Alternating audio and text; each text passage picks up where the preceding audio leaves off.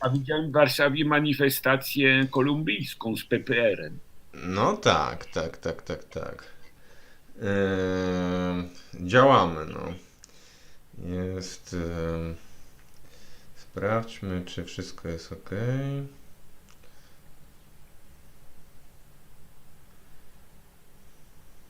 Kurde.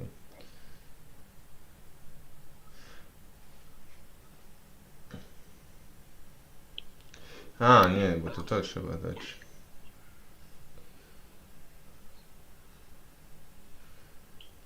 A, nie, bo to trzeba dać. Bruno, możesz coś powiedzieć? Nie, nie, dobrze, tylko zobaczę, ja mam telefon, ale nie odbiorę, ale Bruno, możesz coś powiedzieć?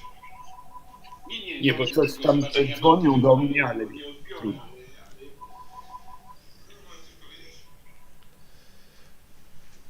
Dobra, Bruno, no to hello and welcome. After maybe I will cut this beginning. So today we will continue with Professor Bruno Drweski discussion about the year 1956 and one of the most famous thing it is uprising and counter-revolution in Hungary which took place. So Bruno. Yes. So, of course, before 1956, we have to remember quite a lot of important facts. First of all, that Hungary was the last ally of Nazi Germany. And it was a country known all during the interwar period for being seriously, as we can say, revisionistic in this sense that it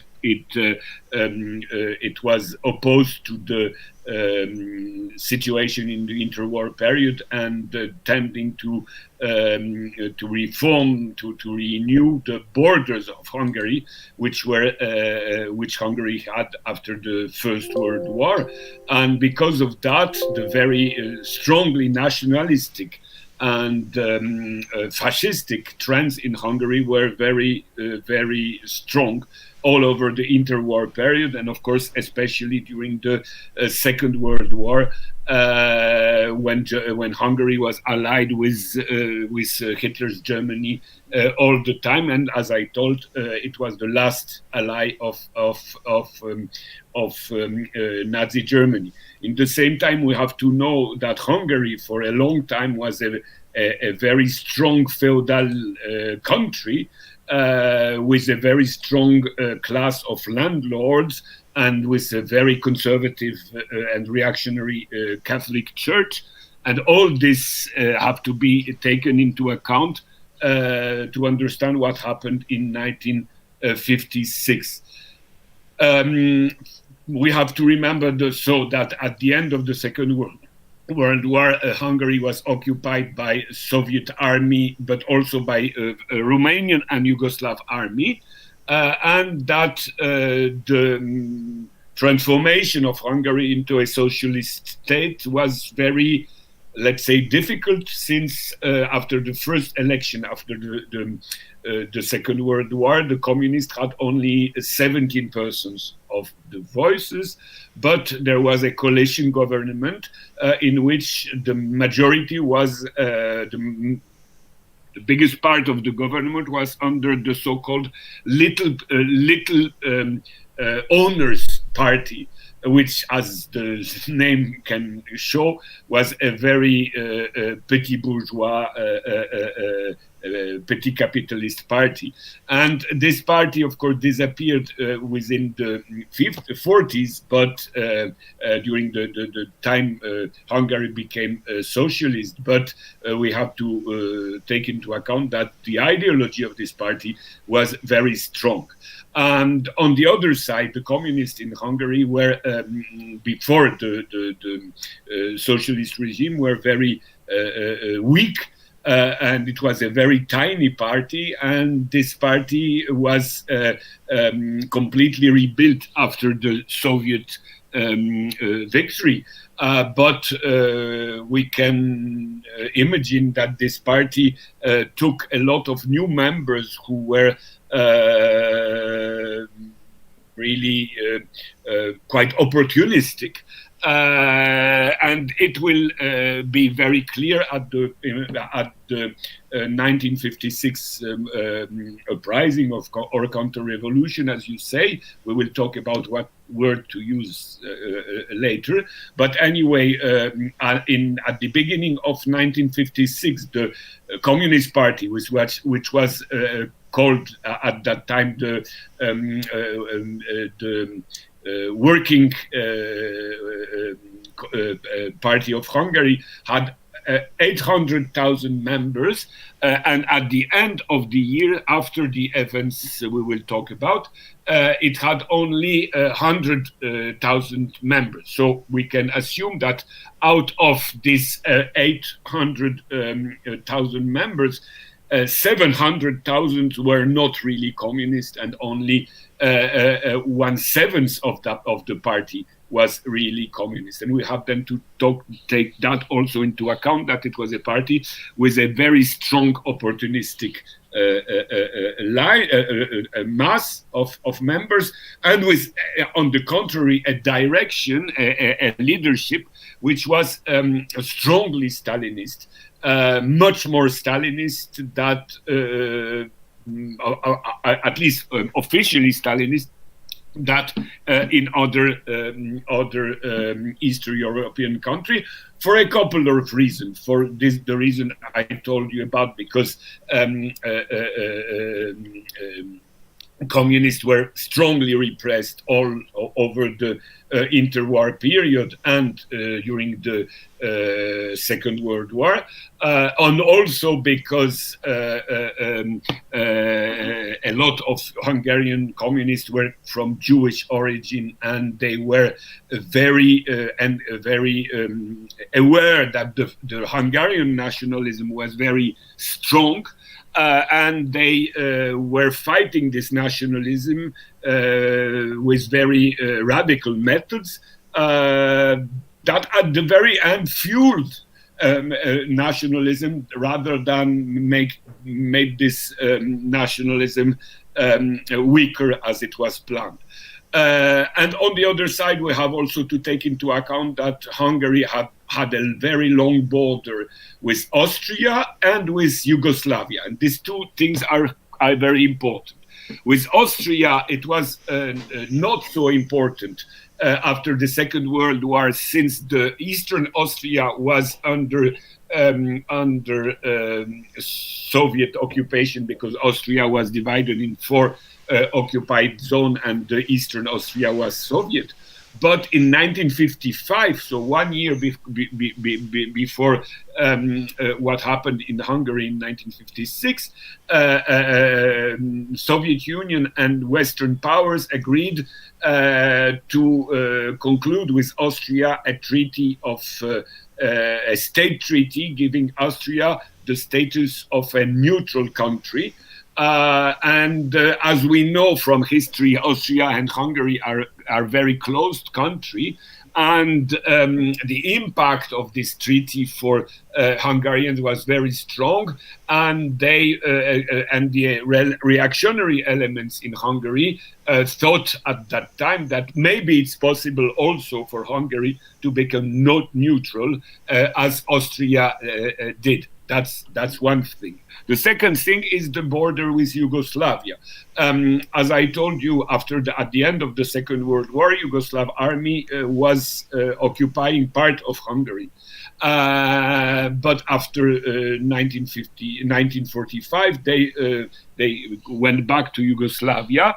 But as you know, the tensions between Yugoslavia and other socialist countries became very tense in 1948. And Hungary was geographically at the forefront of the tension between Yugoslavia and the socialist country, and that explains why the fight against Titism, against the ideology of Yugoslav communists under Tito, was stronger than in other countries, and the the repression against elements within the Communist Party which were considered as Titist or potentially Titist were very strong, and this create a situation which contributed to the to disorganize the Communist Party in Hungary in 1956, since in 1956, as you know, the Khrushchev direction of the Communist Party of Soviet Union decided to rehabilitate Yugoslavia and to consider Yugoslavia Yugoslav type of socialism as a positive element, and you can imagine that the Hungarian communists, who were really strongly taking part in the fight against Yugoslav line, from one day to another found themselves a little bit betrayed, and some of them went on the Soviet direction, but some of them became convinced that Soviet Union is a state carrying an opportunistic policy, and this created quite a lot of trouble within the consciousness, let's say, of the Hungarian communists in 1956. In the same time, we have to take into account that, as we earlier said in former videos, that in Poland in 1956 we had quite important changes, political changes, and if we connect political change in Poland in 1956 with the fact that Austria was becoming a neutral state under a Soviet agreement, it led quite a lot of people in Hungary, and especially the most reactionary ones, to the impression that the Soviet system was collapsing, and that they could force their own agenda, which was much more right-wing than the agenda realized, of course, in Poland at that time, because in Hungary the right-wing tendencies and even the extreme right-wing tendencies were much stronger. They were stronger in the society, and they were stronger also in the Catholic Church, because whatever we can think about Polish Church at that time, we have to remember that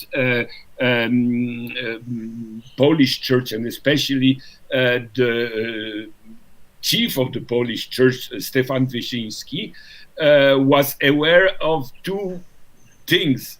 He was aware that socialism did realize some social justice elements Polish peasants are linked with, and that whatever he thought about communism, he knew that communists were defending Polish national security against Western German imperialism. In Hungary, the situation was completely different, since the chief of the Catholic Church was Cardinal Midzenti, who was a very strong reactionary, much more than Wyszyński, and who was sympathetic to German imperialism, since, of course, Hungary was not directly under German threat, as was Poland. So the Catholic Church in Hungary was much more reactionary than the Polish one, and these elements also have to be taken into account, since the Catholic Church will play a quite important role mobilizing some sectors of the society in the 1956 events. On the other side, as I told you, Hungary was under the leadership of Rákosi. Rákosi was the big party leader during the 50s, the early 50s, and he was known as a so-called tough Stalinist, and quite a lot of people, even of communist orientation, didn't agree with him on a lot of issues, and the party was quite divided in 1956. And all that happened in a country which was a poor country, a country without a strong industry, a country which had who didn't find balanced economy in the interwar period, because it lost quite a lot of territories linked with Hungarian market. And this situation disorganized Hungarian economy all during the interwar period, but even during the war period. And after the Second World War, Hungary was also partly destroyed by fights between the Soviet army and the German army. Quite a lot of Hungarian people, a lot of young Hungarian people went back home after the defeat of the Hungarian army, and they were defeated soldiers. They were not victorious soldiers, they were defeated soldiers, and looked at the end of the Second World War as a Hungarian defeat and not as a Hungarian victory. And because Hungary was in really a defeated country. As I told you, it was the last ally of Nazi Germany. And because of that, it was decided after the Second World War that Hungary had to pay compensation as a defeated country, just like Germany had to do so. Hungary had also to do so, and we can more or less account that about 20% of the Hungarian production was going all to the post-war years up to 1956 to help Soviet Union to rebuild itself. And because of that situation, the estimation we have concerning the revenue of let's say a non-Hungarian worker is that in 1946, more or less, a Hungarian worker had more or less the revenue, 90% of the revenue he had in 1939, so almost the same level of life than in the pre-war period, which was not very high anyway. But in 1956, about a Hungarian worker had more or less 2/3 only of the salary, the real salary he had in 1939. So the policy of Rákosi and the Workers' Party of Hungary was a policy of paying, of course, compensation to Soviet Union, as I told you, but also a policy of systematic industrialization, whatever the social costs are. So there was quite a lot of miscontent in the Hungarian society in 1956 for political reason, for national reason, and for economical reason, which as I told you, a very reactionary Catholic Church and a quite strong petit bourgeois ideology, especially in the countryside. And also what we have to remember, that Hungary, the city of Hungary, and especially Budapest, was historically a stronghold of a very strong social democracy. And when both parties united, the Communist Party and the Social Democrat Party of Hungary, officially, of course, united under the banner of Marxism and Leninism, but we have to take into account the fact that for sure working class tradition in Hungary was a very strong social democratic tradition comparing to every country of Eastern Europe. And of course, this social democratic tradition doesn't disappear in one day. We can say that most factories in Budapest were old factories dating back from the pre-First World War period with very strong social democratic traditions. In 1956, of course, we can observe that the social democratic trends came back as a reaction towards the strongly communist and Stalinist trends that were imposed in the beginning of the 50s. So all that together, let's say, created a situation where tensions could burst very quickly. All over the 1955 and 1956, we see growing tensions,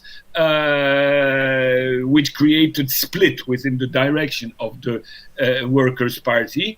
And this split was mostly between, let's say, so-called old Stalinists around Rákosi and Gerő, and new, let's say, communists under Imre Nagy, who became premier at that time, and who, let's say, was standing, at least officially, to promote something like humanistic socialism, whatever this means concretely. But in fact, we can say that Nagy was a man with not very clarified political positions, because when he created his government after the first manifestation, students' manifestations we had at the beginning of October 1956, he was advocating, at least theoretically, that Hungary would be democratized under a socialism which would be very faithful to the Socialist Alliance and to the Soviet Union. But very quickly, under the pressures of right-wing manifestations, he enlarged his government to elements coming from the little owners' party, which came back after these events. And at that time, he began to advocate the idea that Hungary should become a neutral country, as Austria on the other side of the border. And this is one of the reasons of the raising tensions between Hungarian government and Soviet government, especially that at the beginning of the manifestations we had a Soviet army, because Soviet army was, of course, in Hungary since the Second World War. We had Soviet army that took the street and began to repress manifestation. But after negotiation, the Soviet army withdrew from Budapest, and it was considered that the Soviet army could eventually leave all Hungary. And this is very important also to take into account, that if in the Hungarian Workers' Party we had strong split and differences, we had the same in Soviet Union. Because at the beginning of the tensions in Hungary, people like Molotov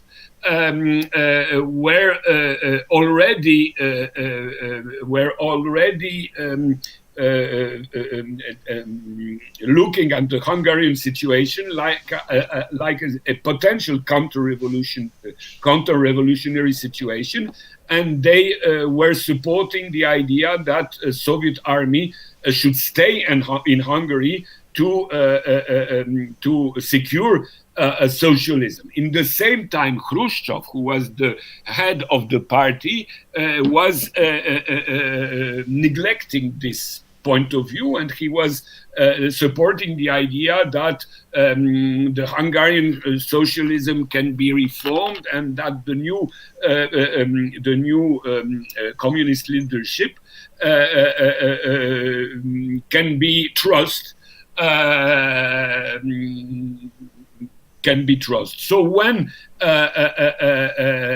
So because of that, we can also take into account the fact that the Hungarian leadership, and especially Imre Nagy, could really believe that Hungary can find a middle of the road way between West and East, between Soviet Union and United States, and eventually Yugoslavia, and that Soviet leadership will accept that, as it accepted to reconcile with Yugoslavia, as it accepted the Treaty of Neutrality in Austria and withdraw Soviet troops from Austria, and that the same thing can be introduced in Hungary. It looked realistic. And of course, being under pressure of, let's say, the street, and it means mostly under pressure of right-wing elements, he tried to maneuver in between, and thought he had the support of at least maybe not all the Soviet leadership, but at least the support of Khrushchev and the general secretary of the party. Let's say he discovered too late that the balance of power was not in favor of this neutralization of Hungary, because at a certain time Khrushchev decided to change his mind and to refuse what he was tending to accept some days earlier. So we can see that, of course, there is an opportunism in the Hungarian leadership at that time, but there was also an opportunism in the Soviet leadership at that time. And this opportunism created illusions among Hungarian opponents that they can change the whole political line of Hungary, and when they discover that it was not possible, it was too late. The tensions and the revolt, the rebellion against Soviet army was too strong to cut it. So we can say that there was the responsibility of the Hungarian tragedy, because it is a tragedy, because it costed life of several thousand people and created 200,000 Hungarian refugees that went to the West. So we must accept that this was a tragedy, but the responsibility of this tragedy is partly Hungarian, of course, but is partly also Soviet, because of the opportunism of Khrushchev, who finally accepted the Molotov line, but after having refused it. And if we understand the situation from the point of view of Imre Nagy, he was in between. He was in between Khrushchev, Molotov in Soviet Soviet Union, a strong right-wing opposition, and a social democrat tendency in his country. So in this situation, we can understand that the situation degenerated.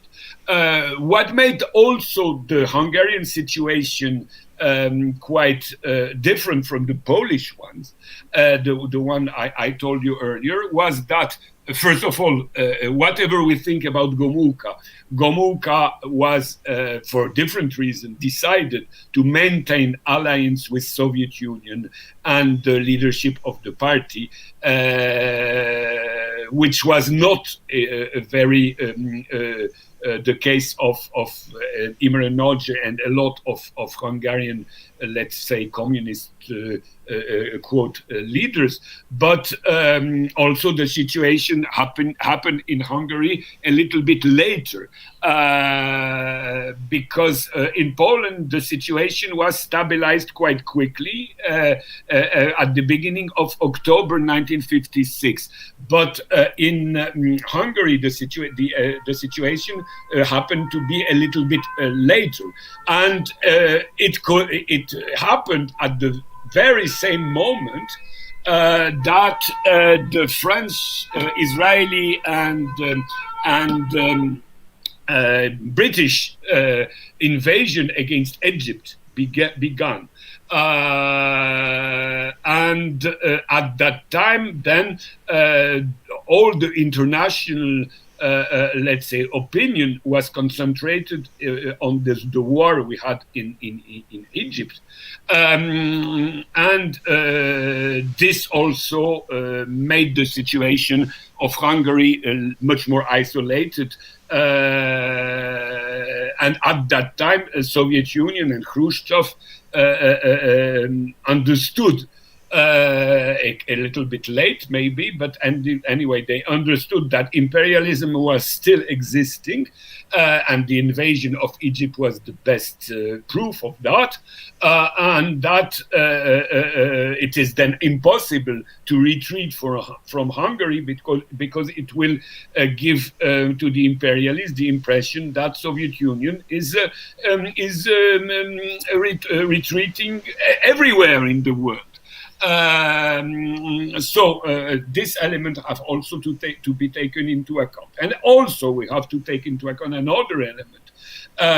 We had the traditional, of course, Cold War aggression policies of the United States from the very beginning of the 50s, and we had all the people in United States, all the, let's say, right-wing tendency within the Western establishment who were strongly anti-communist.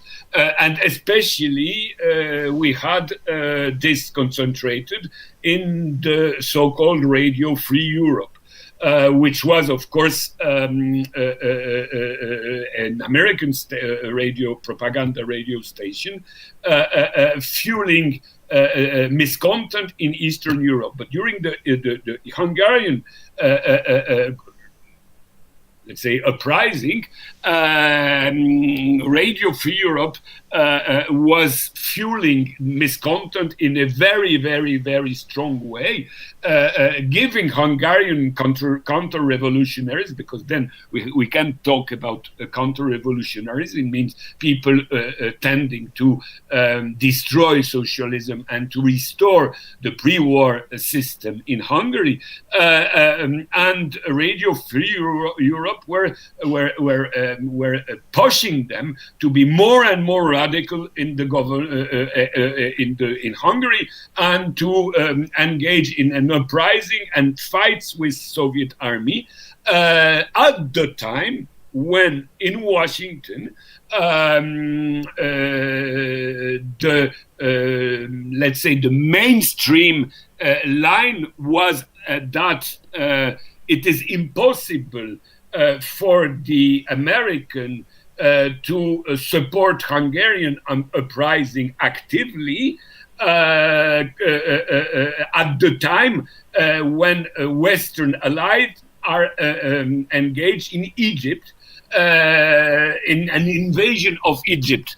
The documents, the American state document we have now, shows that the American government was not really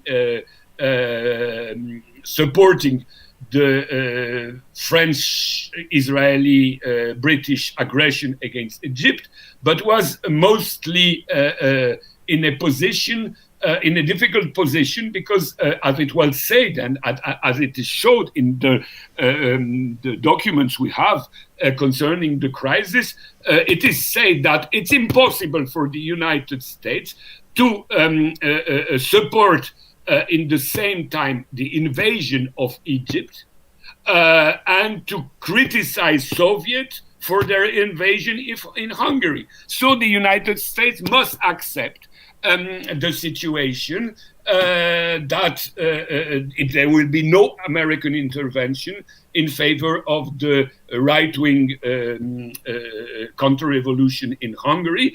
And so we had a contradiction between Radio Free Europe pushing Hungarians to Hungarian right-wing tendencies to rebel against the government and promising that they will help Hungarians to change their political regime.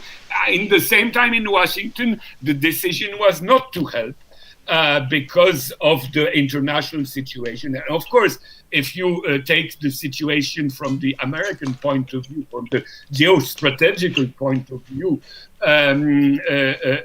Egypt and Suez Canal was much more important than Hungary. Having to choose between the two countries, for example, for sure, it was much more important for American to secure, let's say, imperialist interests in Middle East than to promote imperialist interests in Eastern Europe. And this also has to be taken into account. And of course, Hungarian counter-revolutionaries couldn't understand that the geostrategical situation of their country was not putting their country in a central place for the American imperialists at that time. But they believed in this help of the Americans, so they pushed all the time toward confrontation with Soviet army, and at the end, of course, the Soviet army under Khrushchev decided to intervene in Hungary, and one of the members of the Hungarian government, János Kádár, who was a communist, decided to resign from the belonging to the government of Imre Nagy, who was becoming a counter-revolutionary, and to create a new government, a government demanding the intervention of Soviet army to restore socialism in Hungary. So the Soviet army, of course, intervened in Hungary, even in a very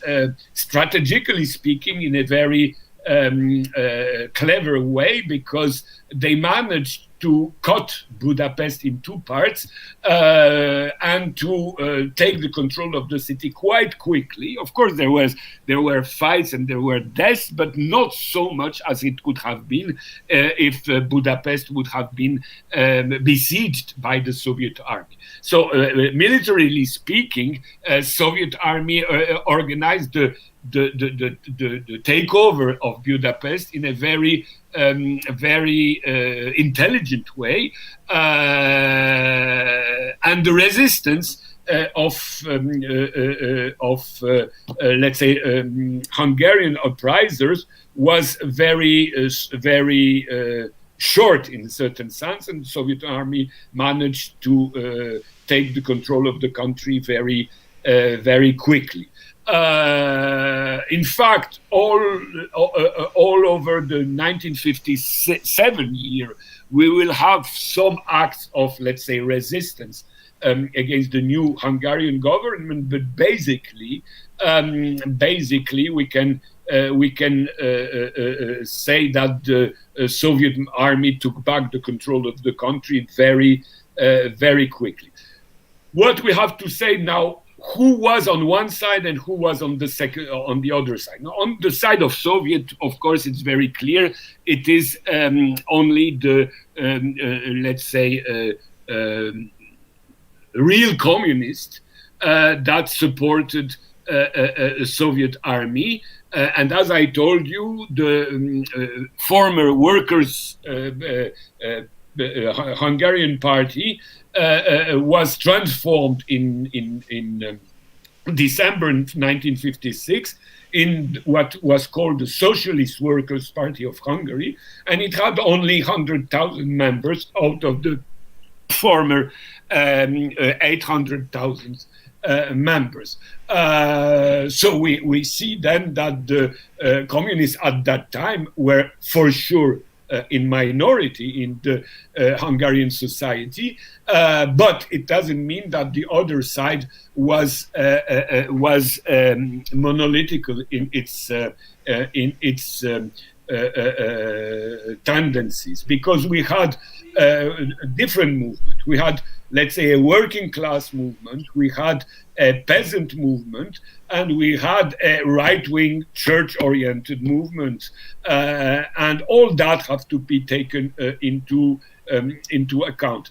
The working class movement was rather a grassroots movement of old factories in which were created workers' councils, which were mostly, not only, but mostly under social democrat influence, and they were advocating something like a democratic socialism, and neutral Hungary eventually between Soviet Union and United States.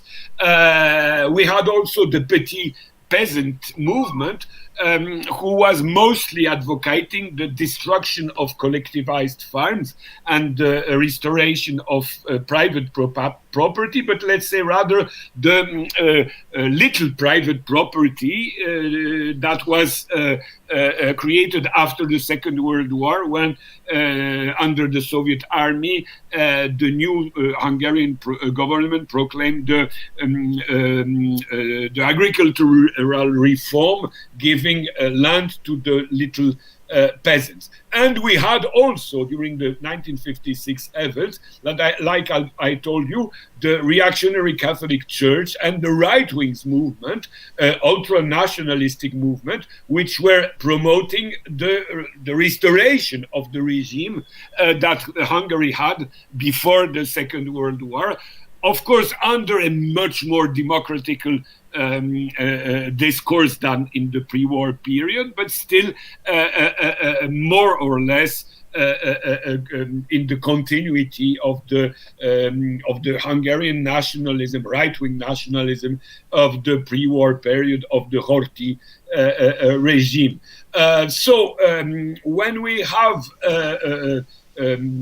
let's say, informations about Hungarian uprising in 1956, it's very easy to promote the tendency you are favoring. And if you like, if you are a little bit left-wing, but not too left-wing, we have the legend, which is partly true, but still it is a legend, that the Hungarian uprising of 1956 was a working class, pro-socialist uprising, tending to create something like democratic socialism out of, let's say, a Stalinist past.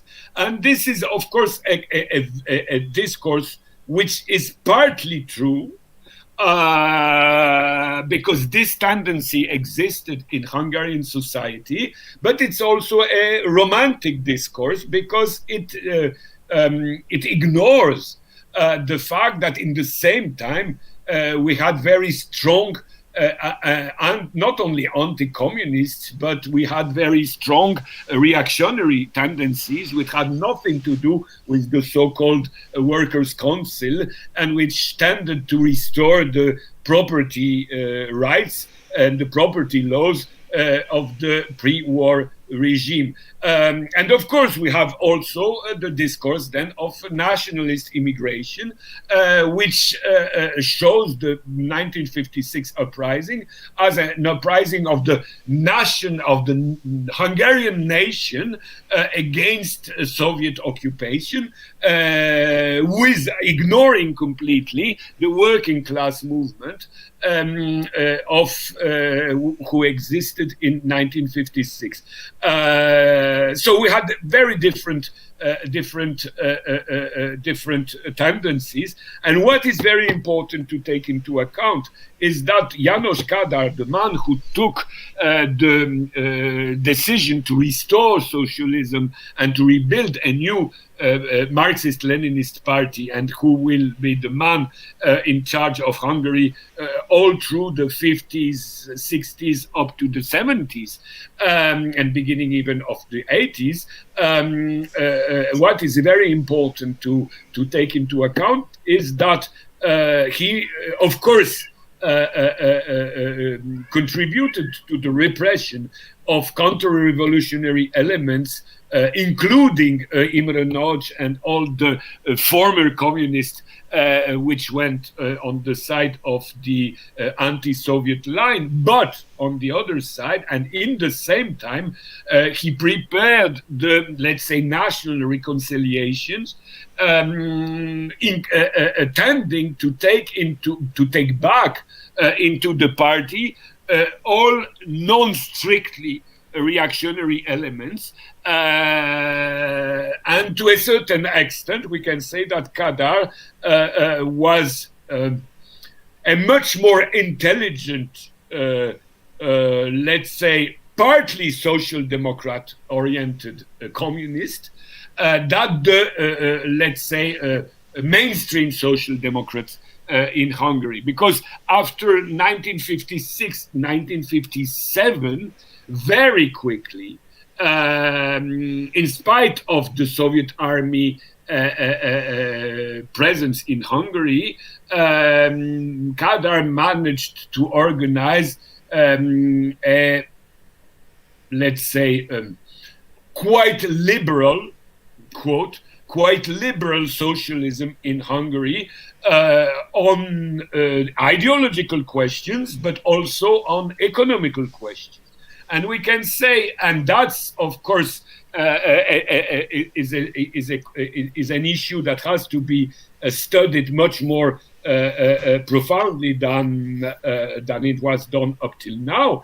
But we can say that after 1957, after 1958, still under Khrushchev, and that's very important, Hungary became the, let's say, experimentation country for eventual reforms inside the socialist camp. And this is very important to take into account, because it shows how Khrushchev is a line, represent a political line which is potentially opportunistic, because all through the 60s and the 70s, quite a lot of Soviet students, coming mostly from high-ranking party functionaries in Soviet Union, were always sent to Budapest to finish their study, and especially to study the Hungarian economical reforms, which were partly market reforms. We have, for example, I will give you an example which was completely unimaginable in any socialist country. I was very surprised when I arrived in Hungary, I remember in 1973, so very early. I was I was coming from Poland and Czechoslovakia, entering Hungary, and suddenly I see a gasoline station which is called Shell. And I was with a Slovak. I remember a Czechoslovak drivers that took me from the border to Budapest, and I told him, "What, in Hungary they have Shell? They have gasoline station belonging to the Shell company. They have no only state-owned company." And he told me, "Yes, Hungary is an open market society. They have a lot of Western companies, and especially gasoline companies, and it's a type of socialism which is completely different from the one we have in Czechoslovakia," because he was coming from Czechoslovakia. And then I realized later, going in the street of Budapest at that time, that it was true. There were a lot of Western goods in shops. And I went back to Poland at that time, and I was studying in Krakow, and I had Soviet friends, Soviet students then, which were also one of them was the son of a high-ranking KGB member. So he was son of a top leader of the Soviet KGB leadership. And he was a very strict line CPSU member. And I asked him, why do you think that in Hungary they have such socialism that is accepting? Let's say that the gas station are American or Western. Shell is rather Dutch, but anyway, Dutch-British. And he told me, yes, it was a decision of Soviet leadership at the late 50s to make out of Hungary an experimental country for a more market-oriented socialism. So that's why we have to take into account that the 1956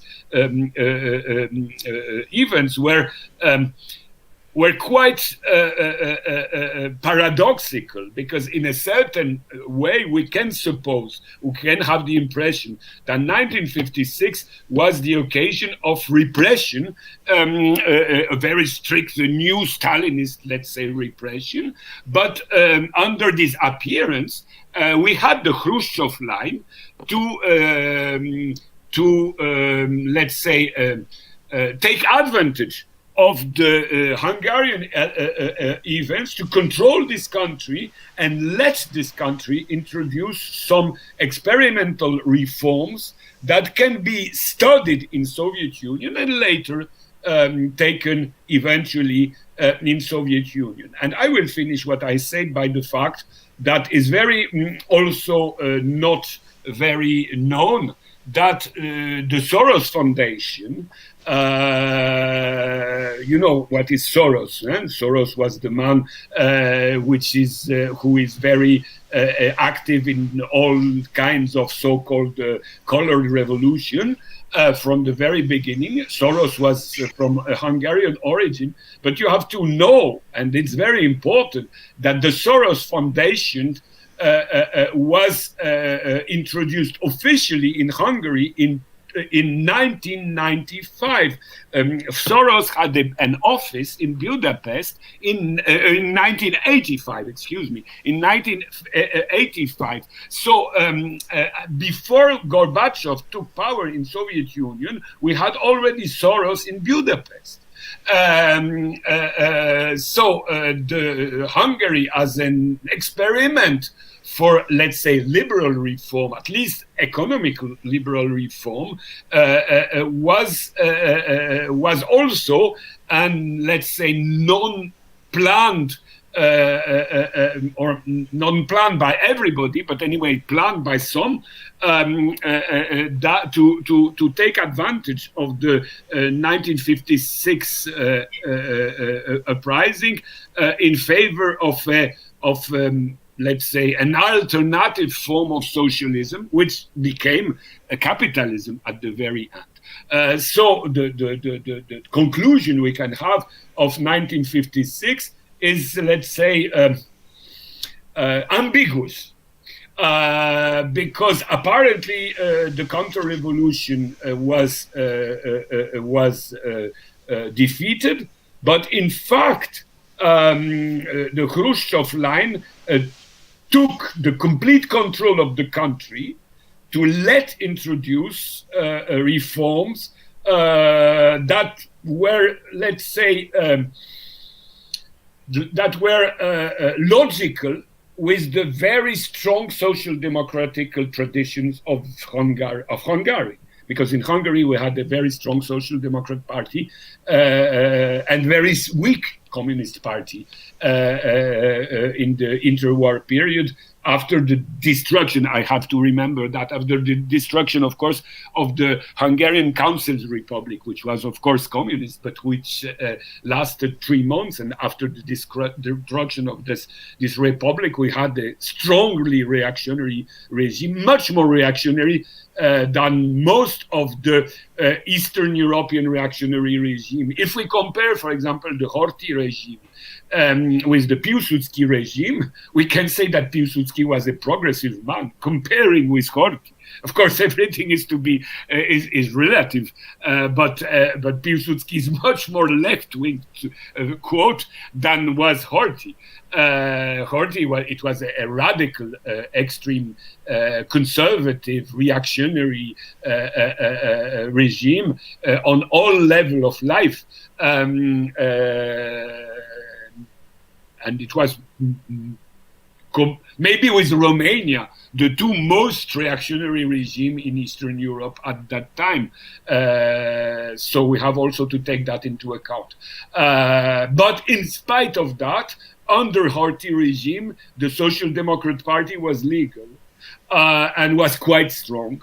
And this have also to be taken into account because to a certain extent, we can say that János Kádár, who took power in 1956, was basically maybe a communist, but was what we can say, or what he would have tell about himself, that he was a realistic communist, taking into account the fact that basically the working class movement in Hungary was and is social democratic. Okay, so to summarize, we can say that in 1956 in Hungary we have four forces. We have extreme right fascist. We have these workers. We can say I don't know, workers Trotskyist, true socialist, democratic socialist. So it is and social democrats. Yes. But so in the side of this uprising, we have have right and left. We have fascist and workers. In the side of the in Budapest and petty peasants in the countryside. Yes, but so we have left and right. Left, this is the workers' council, and right, this is this fascist. In the second, in the other part of the barricade, we have the true communists, and we have Kadar with all this market reform of Khrushchev. And we can say that so also it is left and right, that we have communists in the left and right. And in the final, it was the right of the Khrushchev who won and built the market socialism, which was the experiment. After it was Poland Gierek which came this, and after it's China Deng Xiaoping. That's right. Hungary was the pioneer. Mm-hmm. in spite of the appearance that the Soviet army crushed uprising, in fact, Hungary was the pioneer of the social democratization of Eastern Europe and later Soviet Union. That's for sure. And that's why we have to study all that without black and white vision, because it's much more complicated. And as we see, we had differences inside the Soviet party concerning Hungary. And at the very end, Khrushchev decided, like Molotov, to intervene in Hungary, but without different aims. Molotov wanted to restore socialism, and Khrushchev wanted to take power in Hungary to realize out of Hungary the plan he was hoping for Soviet Union later. Okay, so now I would like to ask you about the national question, because before Second World War we have similarities between German and Hungary. It was two countries which were very strong before First World War, in the time of the First World War, and after the Treaty of Versailles. And they was cut, and it was very little, and many of the Germans stayed out from the Germany, and also many of the Hungarian people was not in Hungary. Hungarian borders. Yes, and we can even say that Hungary was treated in a much more tough way than Germany, because Germany lost part of its territory, but let's say not so basic for German future as Hungary, which lost a very, very big part of its territory, and especially parts of its territory where Hungarian were very strong. And that's very important, because we can see then that Hungary was punished because it was earlier the Hungarian Soviet Republic or Hungarian Council Republic. And that's why the Western powers were much more tough against Hungarians than against Germany. Yes, and it created later the very strong Hungarian revisionism. Yes, so my question is, because after Second World War, Germans from the Eastern Europe countries was expelled. From Poland, I think 2 million and 3 million, and from other countries, from Czech also, they were. So this minority question of the Germans, didn't exist in Poland, and because all German was were expelled. Yeah. Yes. In Hungary, it did exist, because at Potsdam, it was decided that the German of Hungary, because there was a strong German minority in Hungary, it was decided that the German had to be expelled. At the Potsdam Treaty, it means the treaty signed between Soviet Union, United States, and Great Britain, because we have always to remind that the expulsion of Germans was not decided only by Soviet Union, but by Soviet Union, United States, and Great Britain. It is very important to remember that, because right-wing nationalists always say it's a Soviet decision. It's not a Soviet decision. It's a Soviet, US, and British decision. But anyway, the decision was taken that a German from Hungary have to be expelled. But very quickly, the situation changed. And Hungary, which was at the time a country not under communist government, the communists were in the government, but the majority of the ministry were at that time from the Little Owner Party. And they decided that after some Germans were expelled to Germany, that all the still living in Hungary Germans stayed in Hungary. So up to today, you have the German minority in Hungary, which was not expelled after the Second World War. And this is also quite important, because it shows that let's say the little owner party had still, let's say, something like a nostalgia for German culture and for Germans, and was not on the line that German imperialism is an enemy. For different historical reasons, there is in Hungary a quite a strong tradition of pro-German orientation in culture, in politics, in economy also, and the German question, of course, is one of the elements showing that Hungary is basically, I would say, the most Western oriented country of Eastern Europe. And that's why the situation now is very, very, very strange in Hungary, because for the first time we have now in Hungary a government which is not so pro-Western, and who looks opposed to this pro-Western tradition we had all the time in the 19th and 20th century in Hungary.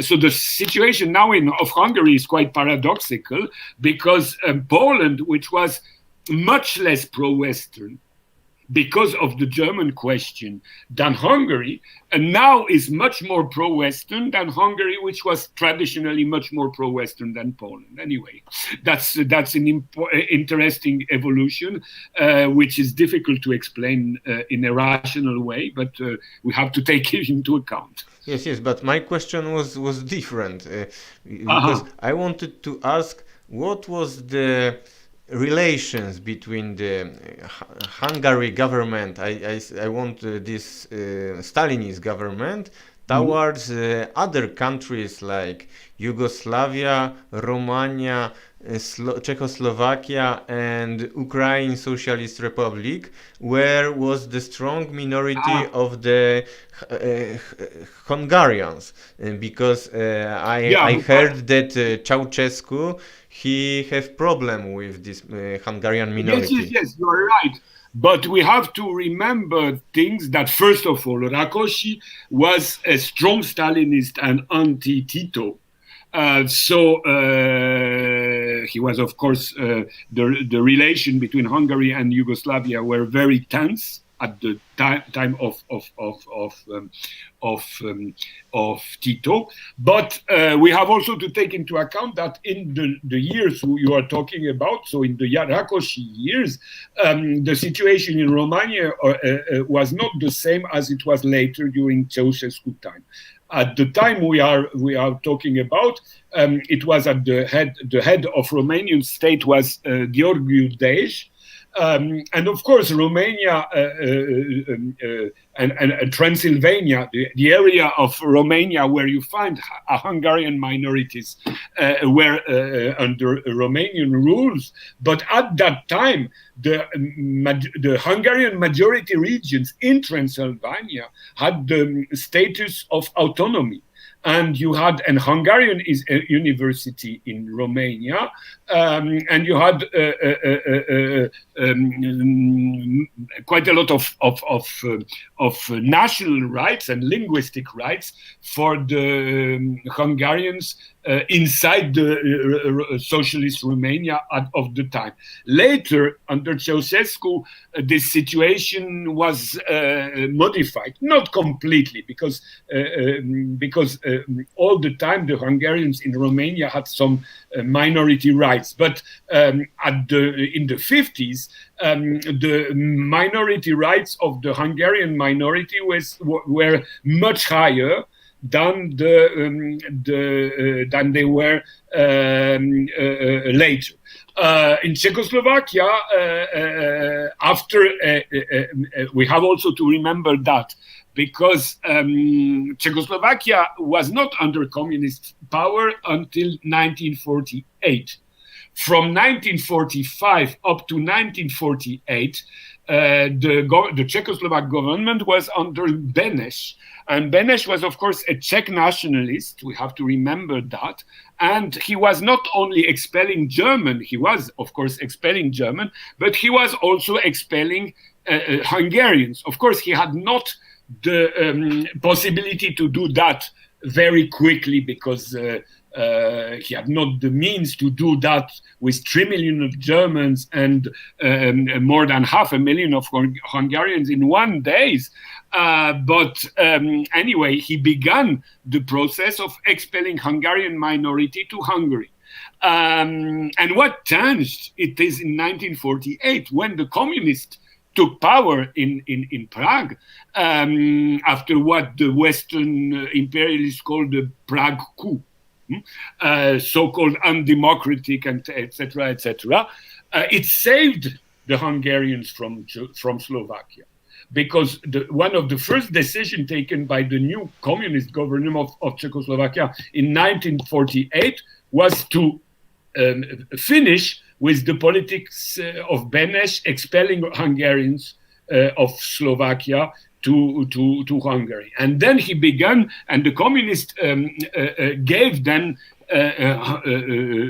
still living in Hungary, in Czechoslovakia, Hungarians, minority rights, school, bilingualism, all in the region where they were concentrated. So if you take the situation from the Hungarian point of view, at the time of Rákosi, so at the beginning of the 50s, you have to take into account the fact that, of course, Hungary had the same border it had before the Second World War, and these borders were not satisfying lots of Hungarians.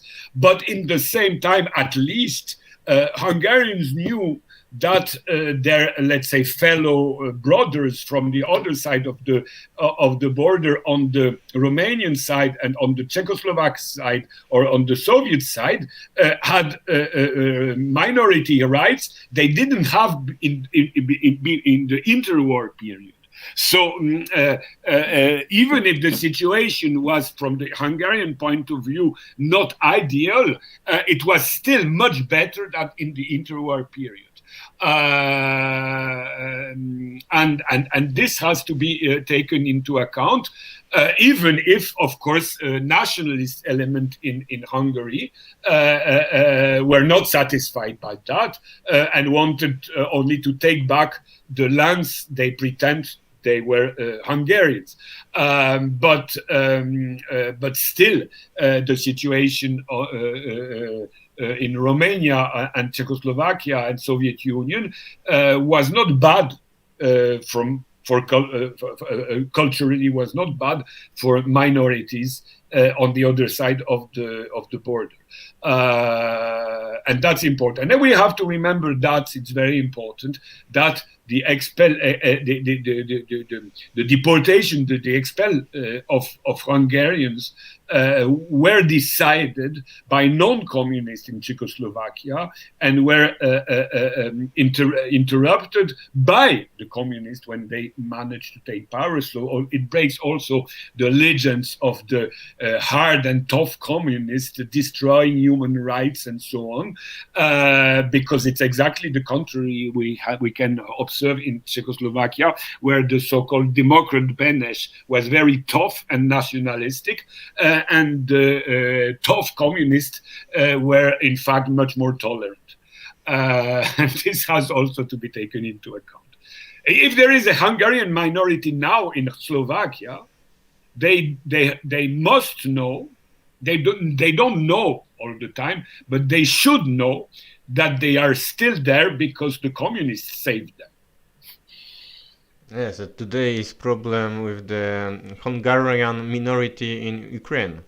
The same, yeah, of course, because at the Soviet times, the Hungarian language was almost officially official in the region of the Subcarpathian Ukraine, and when you crossed there the borders, for example, and at Uzhhorod, most how do you say that the people who control the border, the guards and the custom functionaries were Hungarian speaking. You were going inside Soviet Union, and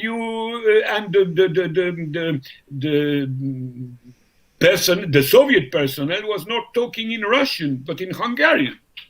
And it was quite strange. You arrive from Slovakia, you go inside Soviet Union, and you suppose that they will speak either Ukrainian or Russian, and they speak at the border Hungarian, and there was no problem with that. They openly, they were official functionaries talking in Hungarian, and you had no repression from Moscow or Kiev forbidding them to speak Hungarian as official people. I guess now it's not the case. I guess now they must speak Ukrainian. And why in the Yugoslav they didn't create the Republic of the Hungarian people? They created something like that, which still exists. It's the Vojvodina autonomous region, but the Vojvodina autonomous region is much bigger than the Hungarian part of the Vojvodina, and the Vojvodina, in fact, it's a multi-ethnic region, where you have Hungarians, where you have Romanians, where you have Slovaks, where you have Serbs, and the Hungarian represent about 20% of the population. But still, the Hungarian language is one of the official language of this Vojvodina autonomous region. Okay, so now I would like to ask you, I want to compare the situation in Poland. In Poland, we have 2 times the tension between Poland and the Soviet Union, one in the 1956, which we will speak next time, and other in 1981. And it was 2 times when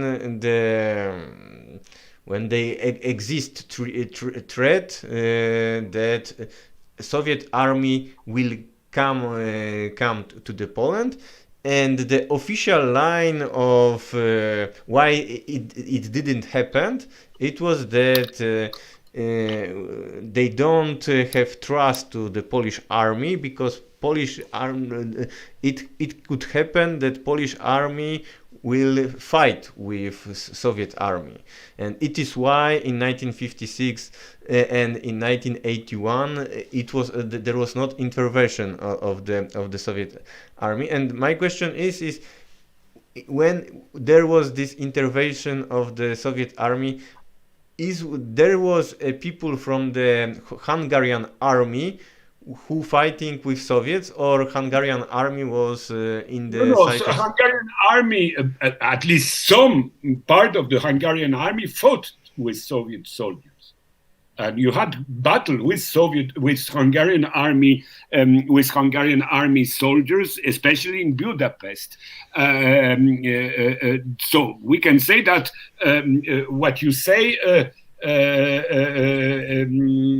was the case in Hungary. It means the Hungarian army, maybe not all the Hungarian army, but at least part of the Hungarian army did fight against Soviet army at that time. Of course, it didn't last long, but it existed. I would say that what you said about Poland is to a certain extent a Polish romantic legend, because first of all, the Soviet army began to penetrate in Poland in 1956, and it was stopped under Chinese pressure on one side, and after also negotiation between Gomulka and Khrushchev, in which Gomulka very seriously told Soviet leadership, and especially Khrushchev, that Poland will not leave the socialist camp. And it is very important to understand that in 1956 or in 1970 or in 1980, nobody in the Polish leadership, including the Polish army, were in favor of leaving the socialist camp for different reasons. Sometimes, of course, for ideological reason and sympathy toward socialism, but sometimes only for national reason because Poland had the interest to stay in the Soviet bloc because the Polish border were under threat of Western Germany. We have even to remember one thing very important because, of course, nobody tells that in August 1989, when the new anti-communist government took power under Mazowiecki, in his speech, Mazowiecki asked Soviet army to stay on the western Polish border and says that there is no way that Poland will leave the Warsaw Pact because it's a guarantee of security of Poland. So even an anti-communist like Mazowiecki was not decided to cut ties with Soviet Union at that time. What changed later? It was when Soviet Union with Western power forced Western Germany to accept Western Polish borders, and then you had a change of policies in Warsaw. But it was only then, up to the end of 1989 and even the beginning of 1990, the vast majority of Poles were never in favor of capitalism, that's one thing, but were never in favor to cut alliance with Soviet Union. For this, at least national reason of Polish Western borders. So the Soviet knew that nobody in Poland, even the most anti-Soviet and anti-communist Poles at that time, knew that Poland cannot cut ties with Soviet Union because the Western countries are in NATO and Western Germany is in NATO and Western Germany is a threat to Poland. I remember in the 70s when one of the speech of Stefan Wyszyński. Stefan Wyszyński is, of course, a church leader of Poland. He's, of course, not communist. He was even anti-communist, that's for sure. But I remember that in one of his speech, he told something very clear, that if we have to choose between two walls that Poland have in the West and in the East, it is obvious that we will always choose the Eastern Wall and not the Western Wall. And the Eastern Wall, it was the Soviet Union. So it was very clear in his speech that he asked Poland not to cut ties with Soviet Union because it's the guarantee for Polish borders, and that the Western Wall, it's Germany, and Germany is a threat for Poland. So the idea, the Soviet knew that. They knew that a lot of Poles were, or at least Polish elite, were not really communist or were even anti-communist or were even anti-Soviet. But they knew that basically the Poles will never choose to leave Soviet alliance toward the West up to the moment that the new border of Poland will be recognized. So it's a legend that has been built that the Soviet army will invade Poland because the Soviet army had not to invade Poland because the Polish army was on the side of the Warsaw Pact. You know, it's not also by chance that the Warsaw Pact was signed in Warsaw. It's not, it's not a fantasy of the Soviets to decide that the Warsaw Pact is not the Bucharest Pact or the Berlin Pact or the Prague Pact. It is something important. It was decided in Warsaw because Warsaw wanted to be the host of this pact, securing Polish territorial integrity, which was very important. I remember quite a lot of time in the 70s in Poland when we had, a conversation with very different people from very different generations. And I remember quite a lot of time people with anti-Soviet and anti-communist opinions telling, if there is a war between West and East, we will be Poles the most relying ally of Soviet Union.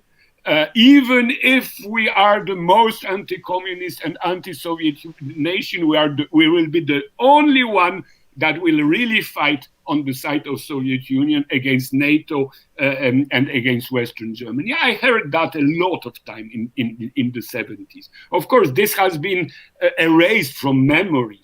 But at that time, I heard that in peasants' family, in working class family, in intellectual family, that Poland, that national interest of Poland is opposed to NATO ally, which is Western Germany.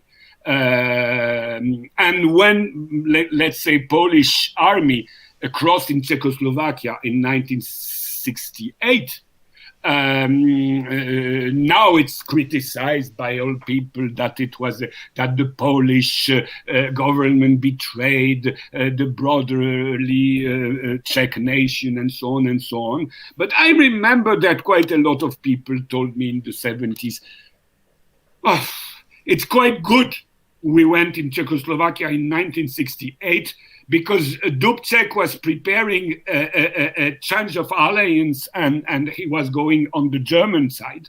And it would be very bad for Poland if Czechoslovakia would have changed alliance. So I heard that quite a lot of people, from quite a lot of people. And they were not communists, the people I'm talking about. It was something much more important for a lot of people. So all these legends were built after, in fact.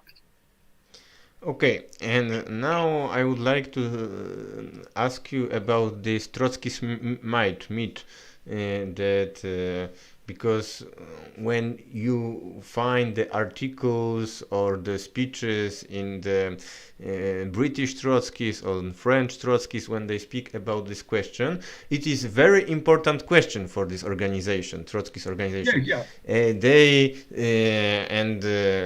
All these things which you said today, it's not appear them.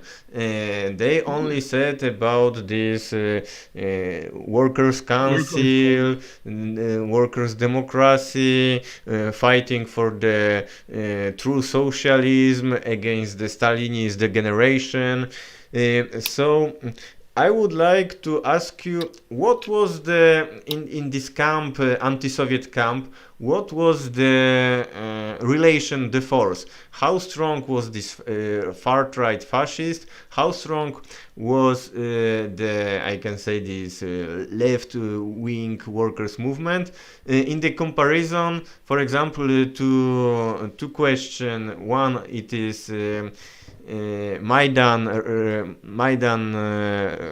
contribution in 2013, when also we have a little minority of the workers who was angry against corruption, against oligarch. There was the anarchist, left-wing people, but and I remember when in November 2013 people from the Polish left have make a solidarity, but they didn't speak any word about the Banderites who are there. They didn't. Only it is the movement against corruption, against the oligarch, it is Yanukovych, and the same time, and the same things I saw in the time of the Arab Spring, that there was the young people who was angry about the capitalism in these countries, but they are very weak. the most strong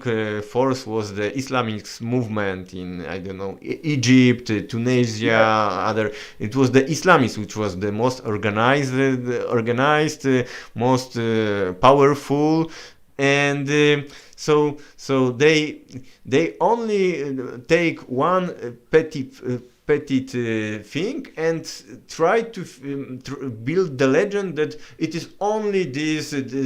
So how it was strong in the Hungary? Alors, in fact, of course, this workers' council were very strong in Budapest because Budapest is a 2 million inhabitant city with a strong, with big factories, especially in the Zeppel Island, and there, of course, we can say that we had an organized working class movement based on factories, but what happened outside factories, let's say in the street, in the city center, it was much more often right-wing extremists mixed with some former police and army people coming from different sides, and especially from the countryside, where I told you the little owners were the tendencies were very strong, and I would say that the working class movement was rather concentrated in factories. But outside factories, it was rather the right-wing movement. Of course, it's difficult to know what was the importance of every trend because there was no election and there was no time to see exactly on which side the Hungarian society as a whole was tending. But we can say that if we want to look only on the factories, then the impression that it was a working class movement tending to reform socialism was very strong. But if we look rather on the street, where, let's say, communists and security policemen were shot, hanged, killed, then we see that the, let's say, extreme right mobs were much more active and much more visible and much more extremists. And this happened too. The problem of Trotskys, there are a lot of problems, but anyway, the main problem of Trotskys is that since Trotsky lost power, they are always looking for an ideal revolution somewhere in the world. Unfortunately for them, it never happened. Or when it happened for very short times. So they had illusion in 1956 concerning, in 1948, concerning Yugoslavia. Then a lot of Trotskys went to Yugoslavia, which was supposed to be the paradise of socialism, and so on and so on. And they discovered, of course, that the Yugoslav socialism was not waiting for them.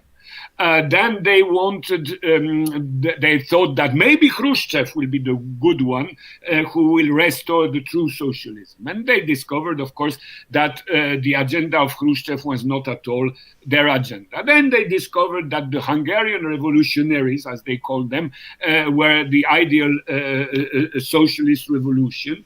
Then they thought that Ben Bella in Algeria will create the ideal socialism. So they made pilgrimage to Algiers after 1962, and they discovered that Ben Bella was not a really serious tendency within the Algerian revolution, and they were deceived. And so on and so on and so on. And they continue up to today when they discovered that the Maidan movement was the really true people's revolution, which didn't happen. And after they had the imagination that the Syrian revolution was the good one, and up to today, people of the Fourth International, like Gilbert Ascar, are standing to say that the Islamist movement in Syria is a class-based movement that can be changed into socialism, and so on and so on. So you have all the time this, this petit bourgeois intellectual illusion in Western countries, because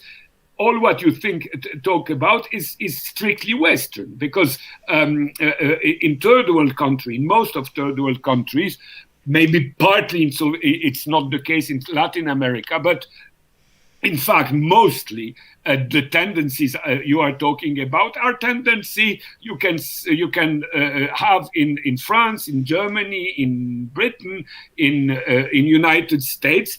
And of course, in countries linked with them. So you have some of them in Poland, some of them in Greece, and so on. But basically, it's a Western intellectual, let's say, dream, which has nothing to do with the reality of the class situation in concerned countries, and with the ideologies that are competing in these countries.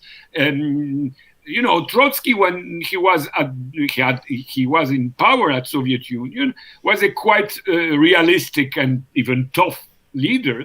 But Trotskyism, I would say, is to a large extent, not all Trotskyists, you have some exception, but basically the Trotskyist movement are a degenerated form of Trotsky.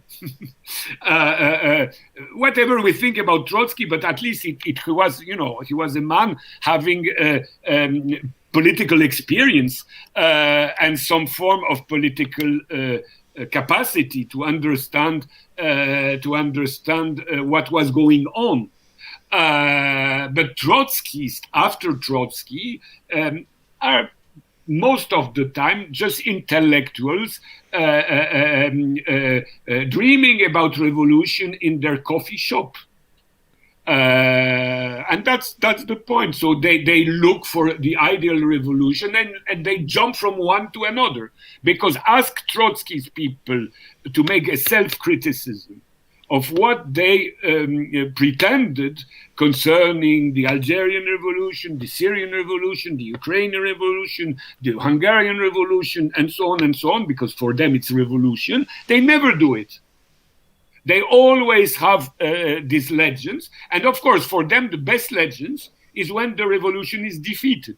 Because when it's defeated, like in Hungary, you can have dream what it would have been if they would have been in power.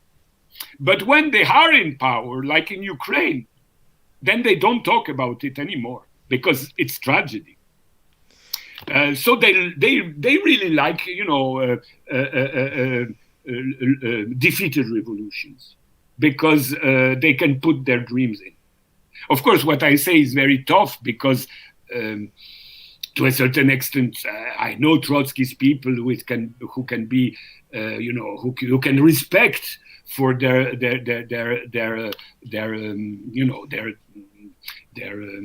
mobilization capacity, even for their intellectual capacity. But basically, when you have Trotsky's movement which are not rooted with the working class, let's say, for example, in France, you have the difference between lutte ouvrière, which I don't agree with them, but I respect them because they are class-oriented at least, and they know what they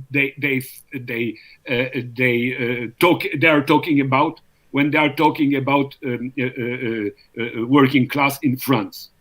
They don't really understand what's happening in the world. That's something else. But at least in France, they are seriously engaged within the working class. Whatever you think about that. But there are the exception. Most Trotsky's movement are, petit bourgeois intellectual movement without any contact with the working class. So they are dreaming of an ideal revolution that never happened. That's okay. Could you make a short presentation of Imre Nagy? And could you compare him to a leader, a Polish leader like Bierut, Gomułka, Gierek, on other leaders? The Imre Nagy, in your opinion, he is similar to whom in the? First of all, I would say that if you look at testimonies of people who knew him, he was a quite good guy. But as we say, quite good guy, it means quite naive guy also. Because when you do politics, the question is not to be good, or why not to be good? But the basic question is not to be good, is to be serious. And that's the problem. Imre Nagy, he was a quite good specialist of Hungarian, let's say, peasant society. He was understanding the way peasants were thinking. And as I told you, he was a good guy, means he was a man tending to take into account the real Hungarian mass, which was the real Hungarian peasant mass, in fact, but in something like a romantic way. But he was not a tough man. And in a situation where he was in power, or let's say where he was supposed to be in power, because in fact he never had power, a real power, he was not a man having the capacity to decide and to impose his views. He was always compromising. So he was compromising with Soviets, and then he was compromising with communists, and then he was compromising with Little Honor Party, and then he was compromising with the West. And at the very end, he was betraying socialism objectively, even if I think up to the end he was rather dreaming of something like an ideal socialism that was impossible to carry on. I would say. But in your opinion, he was communist or social democrat? He was. I would say he was rather Tito-like than Gomułka-like, or Khrushchev-like, or he was. I would say the ideal for him would have been a Hungary in the situation of Yugoslavia, in between West and East, with something socialist but little property for peasants in the countryside, with good relation with Soviet Union but good trading relation with West and United States, and so on and so on. It's not the same character as Tito, because Tito was a tough man, but let's say ideologically, he was rather on that style, on that line, a middle of the road line, a non-aligned line, which was not the case of Gomułka, because Gomułka, whatever you think about Gomułka, Gomułka decided on which side of the barricade he will stand. He was on the side of socialism, Soviet Union, even if we can criticize the way he understood socialism, but he was on the side of socialism, which was not completely the case of Nagy. Nagy was in favor of some form of socialism, but not with international link. For Gomułka, it was very clear that international links were very important. That I would say the main difference. Okay. But anyway, it's difficult to say because Nagy was in power for very short, and he never had real power. He was in a situation of having the function but not the control of the situation. So what he would have done if he had the control of the situation, no, it's hypothesis. Okay, my last question.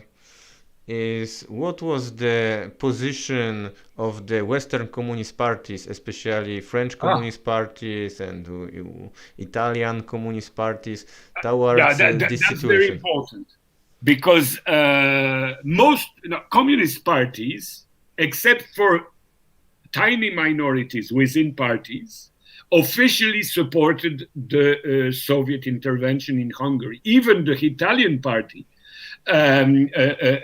supported officially the Soviet intervention, in spite of the fact that within the Italian Communist Party you had a fraction which was against.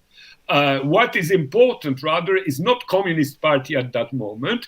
It's the Socialist Party, the Socialist Party, which were up till then in alliance with communists. For example, the Socialist Party of Italy. And after 1956, because of Hungarian events, they went on they cut ties with the communists. That's one thing. The second thing is that the 1956 events in Hungary had a strong influence among, let's say,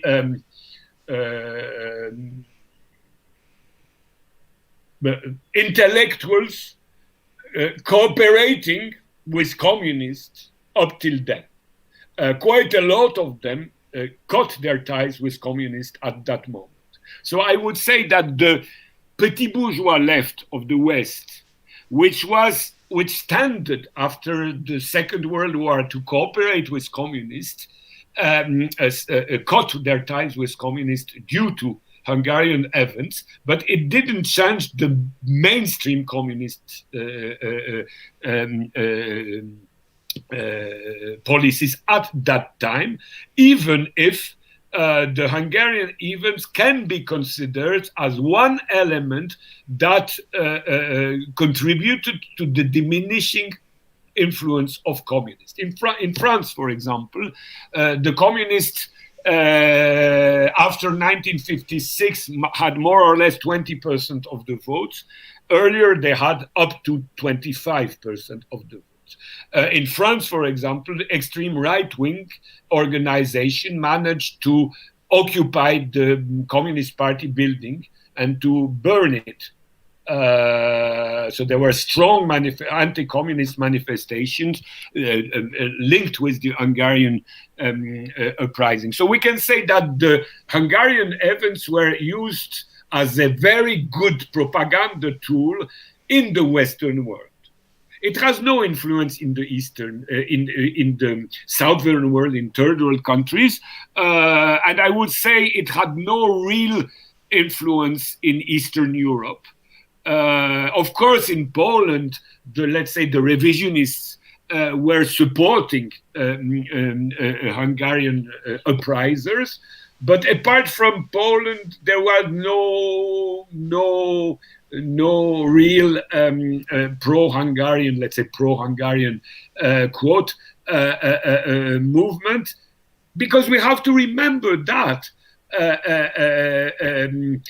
Hungary was appearing in 1956 still as the last ally of Nazi Germany.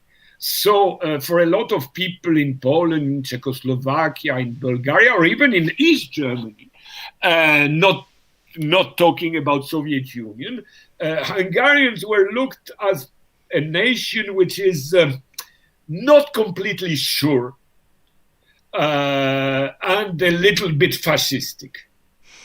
And this has have to be taken into account. So it's in the Western intelligentsia, in the Western Trotskyists or Social Democrats, that